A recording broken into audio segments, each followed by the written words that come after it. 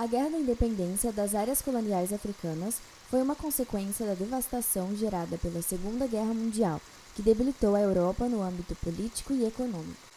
Pobre África, viramos as costas uns aos outros e quem lucra é o antigo colonizador.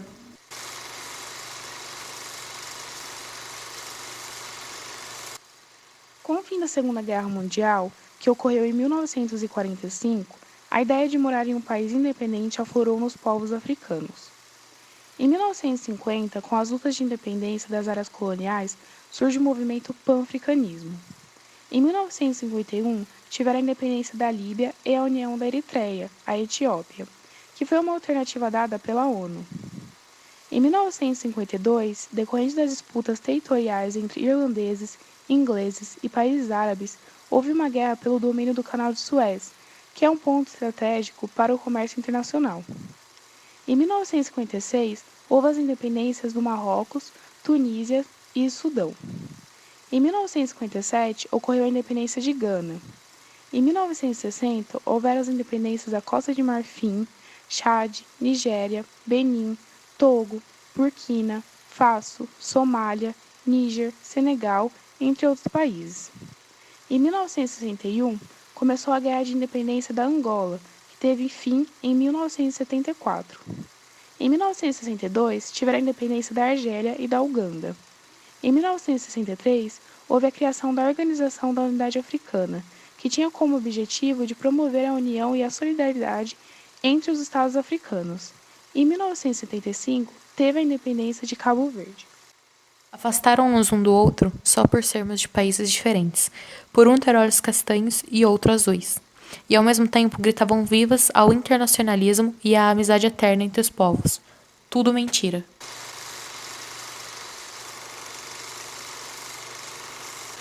Dois dos fatores que favoreceram o processo da descolonização da África foram sem dúvidas a Segunda Guerra Mundial e a Guerra Fria, que ocorreram na Europa e em outras partes do mundo. Com o fim da Segunda Guerra Mundial, os países sofreram com a destruição e declínio econômico.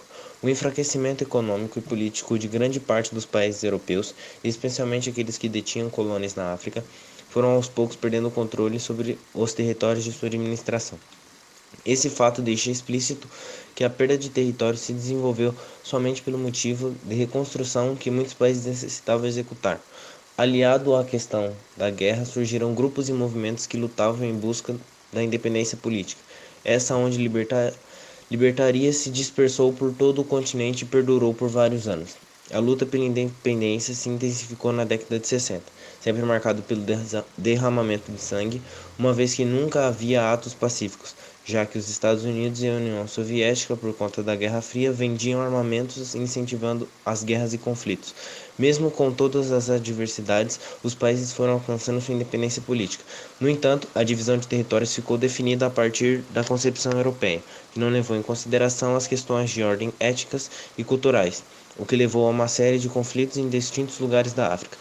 Isso porque antes os europeus, as tribos tinham suas próprias fronteiras e todos se respeitavam.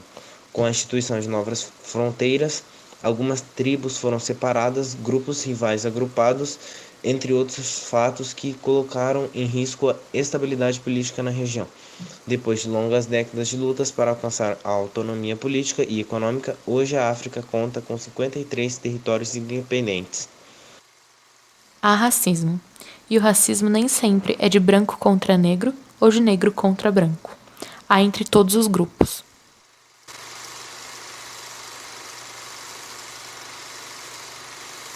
Politicamente independente, mas economicamente não é, porque o tecido gerador e sustentador da sua economia é dominado demasiadamente pela mão de obra de países terceiros, e a falta dessa independência a torna refém de sua própria independência política, correndo o risco de ser transformada num falso continente independente, podendo mesmo levar o seu povo a situações extremamente angustiantes e frustrantes, cujo saldo poderá ser super negativo se não se adotar ou promover políticas necessárias para a inversão da importação de mão de obra estrangeira.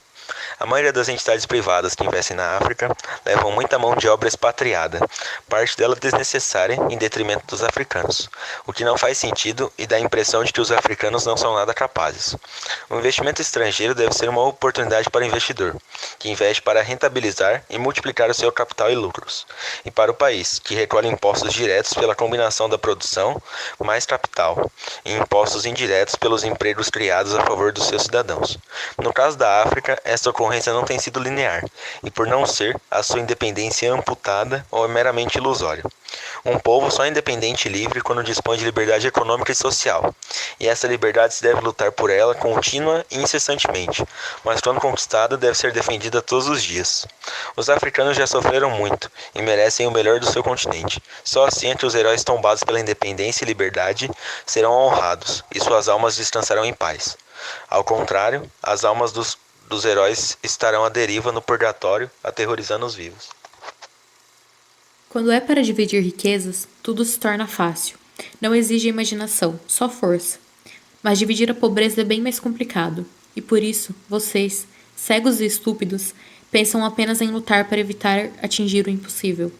O impossível morreu de velho.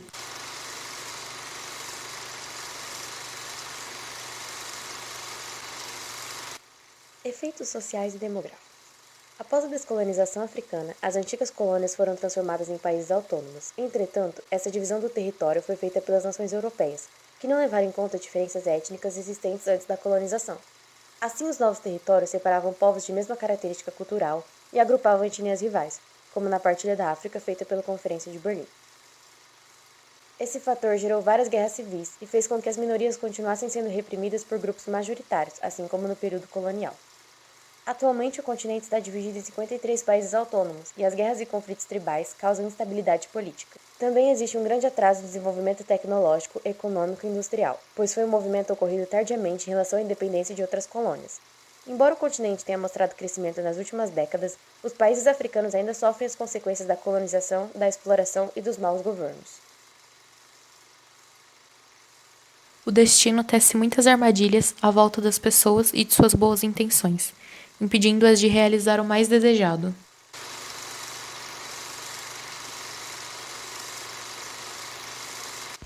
Em decorrência de todo o processo histórico do qual se perpetuam até os dias atuais práticas de caráter imperialista, foi sem dúvidas responsável por disseminar ideias de superioridade, e portanto relação de dominador e dominado, advindas da exploração e submissão do trabalho, como também além de acentuar o preconceito xenofóbico e principalmente o racial. A necessidade de novos mercados foi o que motivou e justificou a exploração de um continente e a sua população, que por sua vez teve como pontos negativos a destruição de povos e as suas culturas locais. Contudo, surgiram novas leis de ideologias segregacionistas, como por exemplo a apartheid, vivido no continente africano em suma, mas que foi de grande influência para contaminar pensamentos de outras regiões do mundo. A discriminação e segregação construídos e moldados na época imperialista subjugou e sujeitou grande parte de uma população, que se encontrava sem defesas jurídicas, tornando apta a regularidade de sobrevivência desse grupo, no qual se encontrava em situação de precariedade de suas condições de vida e dignidade, tornando-os cada vez mais marginalizados. O imperialismo teve um grande avanço tecnológico e econômico, porém, tratando-se de desenvolvimento sociocultural e relação interpessoal, foi um grande mártir.